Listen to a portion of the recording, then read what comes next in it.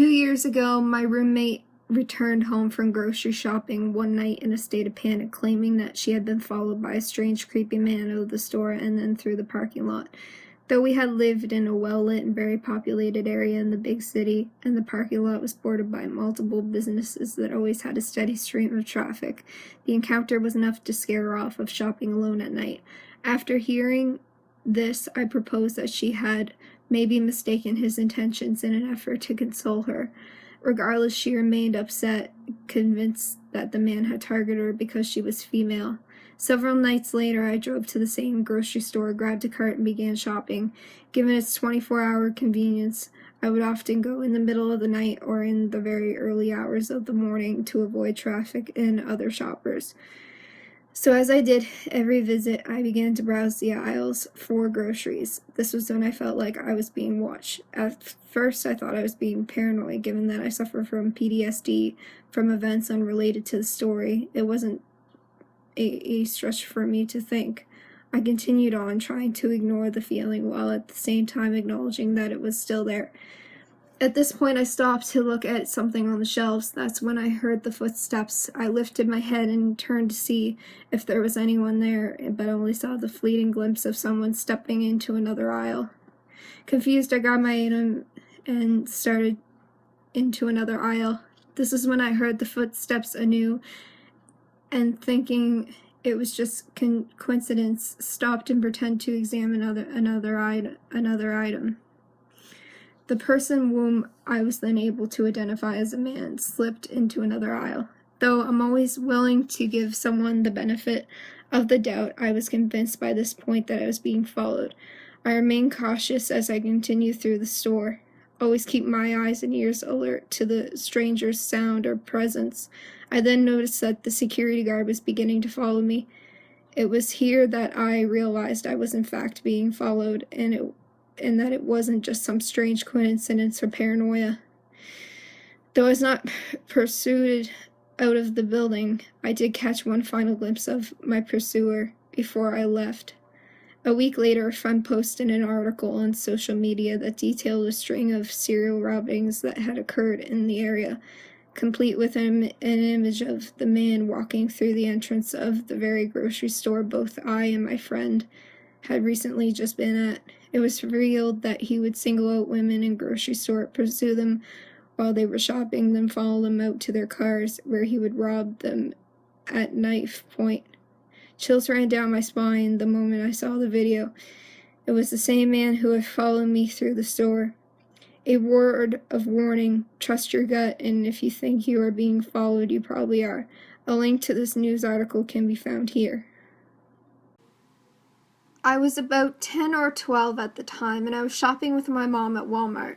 We were getting quite a lot of food for dinner, and we were doing all the stuff normal people do at the store.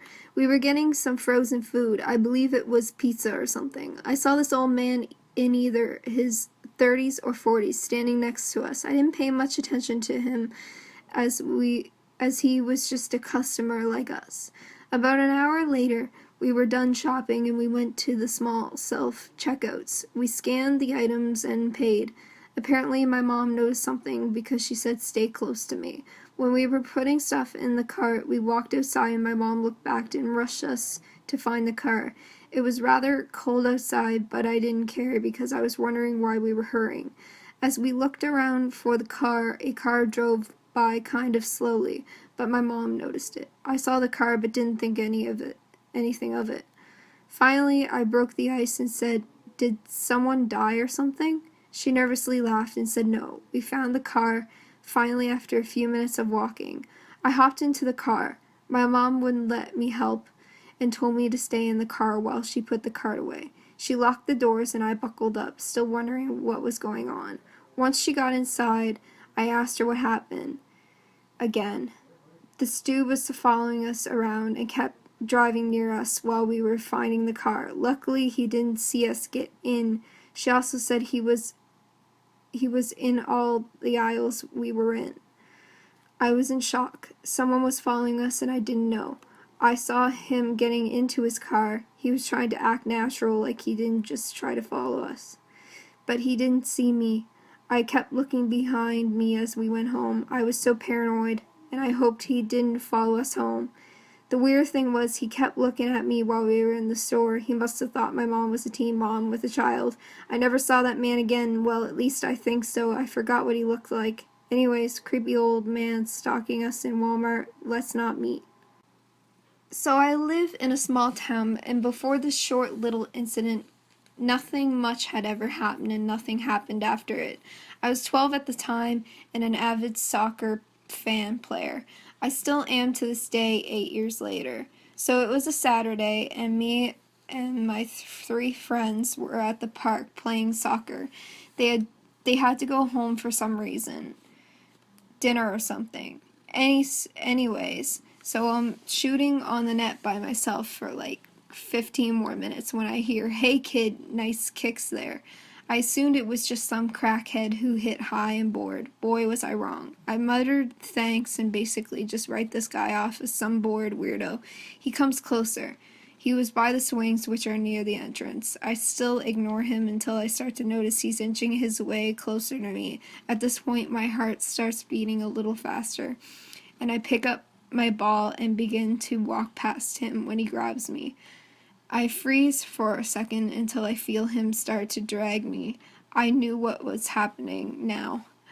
I did the only thing I could do. Kicked him in the privates. He dropped me and moaned in a loud shriek of pain. I got the fuck out of there and never went back to that park again.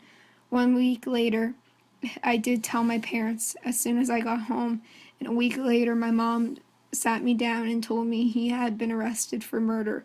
He had kidnapped and murdered a 13-year-old boy that went to my school. I was shocked but relieved because he was off the streets.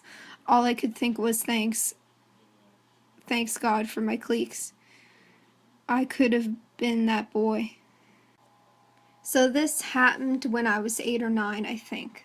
We just moved into a new house. We are a military family, so we move a lot.